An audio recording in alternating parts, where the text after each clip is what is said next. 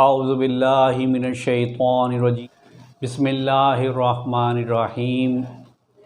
عید قربان کا موقع ہے اور ہر طرف قربانی کے جانور نظر آ رہے ہیں، اور الحمدللہ مسلمانان اسلام اس سال پھر کثیر تعداد میں اللہ کی راہ میں جانوروں کے ذریعے قربانیاں دے رہے ہیں، اور قربانی کا گوشت کو بہت زیادہ پسند کیا جاتا ہے۔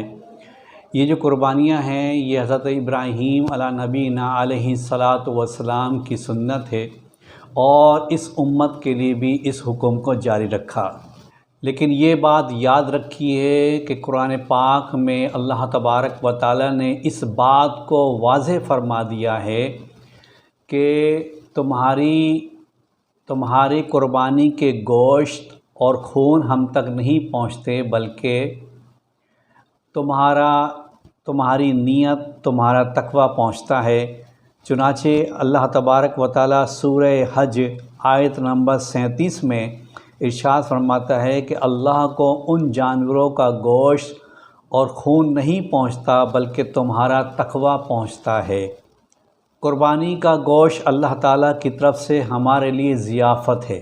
نبی محترم صلی اللہ علیہ وسلم نے خود بھی قربانی کی اور اپنی امت کو بھی قربانی کا حکم دیا۔ نبی محترم صلی اللہ علیہ وسلم عید قربان کے موقع پر جانور کی قربانی فرماتے اور اس کا گوشت بھی تناول فرماتے۔ حضور پاک صلی اللہ تعالی وسلم نے قربانی کے گوشت کو بہت پسند فرمایا۔ آپ صلی اللہ تعالی علیہ وسلم نے حجۃ الوداع کے موقع پر 100 اونٹ ذبح فرمائے، اور حضور علیہ الصلاۃ والسلام نے اونٹ کا گوشت بھی تناول فرمایا۔ اس سے یہ بات واضح ہوتی ہے کہ نبی کریم علیہ الصلاۃ والسلام کو اونٹ کا گوشت بھی بہت پسند تھا۔ ایک اور موقع پر نبی محترم صلی اللہ علیہ وسلم نے ابلا ہوا گوشت اور کوئلوں پر بھنی ہوئی کلیجی بھی تناول فرمائی۔ نیز آپ نے بکری اور بھیڑ کا گوشت کئی بار تناول فرمایا۔ حضرت عبداللہ ابن مسعود رضی اللہ تعالی عنہ سے روایت ہے کہ حضور اکرم صلی اللہ علیہ وسلم کو بکرے کی دستی کا گوشت زیادہ پسند تھا۔ محترم سامعین کرام، تاہم ہمیں قربانی کا گوشت اعتدال میں رہ کر استعمال کرنا چاہیے۔ حد سے زیادہ گوشت کھانے سے مختلف بیماریوں کا اندیشہ ہوتا ہے۔ گوشت کو حفظان صحت کے اصولوں کے مطابق استعمال کرنا چاہیے۔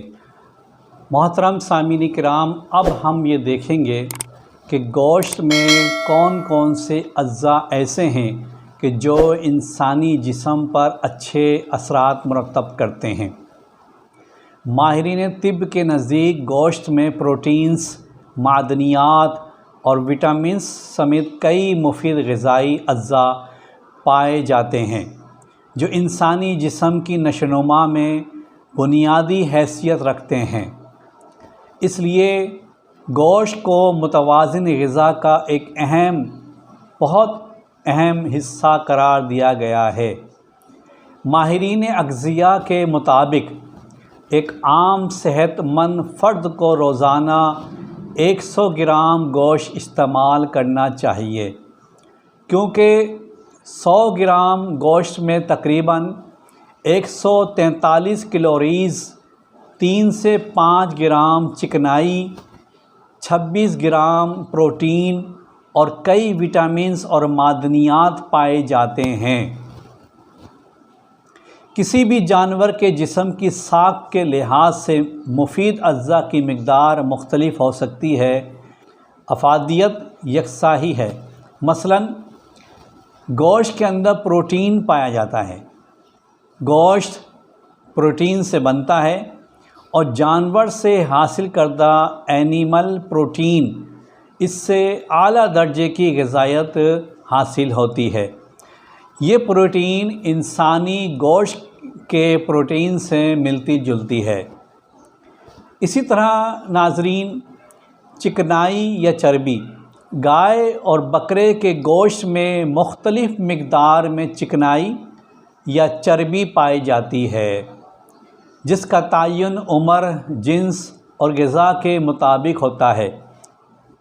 جانور کی چربی میں موجود بعض فیٹی ایسڈز انسانی صحت کے لیے از حد ضروری ہیں۔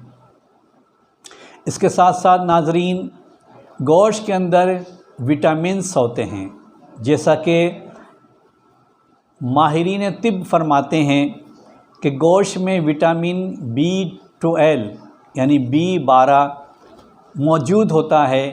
یہ وٹامن خون بننے میں مدد دیتا ہے، یہ وٹامن خون بننے میں مددگار ہوتا ہے اور اعصابی نظام کے لیے بہت مفید ہے۔ اگر جسم میں وٹامن B12 اس کی کمی واقع ہو جائے تو سستی، تھکاوٹ، مشقت کے دوران سانس پھول جانا یا تکلیف سے سانس آنا، جلد کی رنگت ماند پڑ جاتی ہے، دل کی دھڑکن میں تیزی اور بال گرنے جیسی شکایات پیدا ہو جاتی ہیں، شکایات شروع ہو جاتی ہیں۔ اسی طریقے سے اس میں وٹامن B6 بھی پایا جاتا ہے۔ یہ وٹامن بھی گوشت میں پایا جاتا ہے، جو خون کی افزائش اور جسم کو توانائی فراہم کرنے میں اہم کردار ادا کرتا ہے۔ اس میں فاسفورس ہے، کریٹینین ہے، یہ پٹھوں کو توانائی فراہم کرتا ہے۔ محترم ناظرین کرام، اب ہم یہ دیکھتے ہیں کہ گوشت کھاتے وقت ہمیں کن احتیاطوں کی ضرورت ہے، تو آپ کی خدمت میں اب یہ پیش کر رہا ہوں کہ چند احتیاطی تدابیر گوشت کھاتے وقت کی۔ گوشت پکاتے وقت کم سے کم تیل یا گھی کا استعمال کم سے کم کیا جائے۔ ادرک، لہسن، ہلدی اور گرم مسالے ضرور شامل کیے جائیں۔ گوشت کی سالن کے ساتھ سبزیوں کی سلاد ضرور استعمال کریں کہ یہ فائبر فراہم کرتا ہے، تو اس کے کھانے سے قبض کی شکایت بھی نہیں رہتی۔ گوشت کے ساتھ ہمیں لیموں کا استعمال بھی خاص طور پر کرنا چاہیے، کیونکہ لیمو گوشت میں موجود فولاد کو جسم میں جذب ہونے میں مدد فراہم کرتا ہے۔ اس کے ساتھ ساتھ سبزیوں کا استعمال، گوشت کے اندر اگر ہم سبزیوں کا استعمال کریں تو ہم گوشت کے نقصانات سے بچ سکتے ہیں۔ محترم ناظرین کرام، قربانی کا گوشت ضرور استعمال کریں، اس کے ساتھ ساتھ احتیاطی تدابیر بھی ملحوظ خاطر رکھیں۔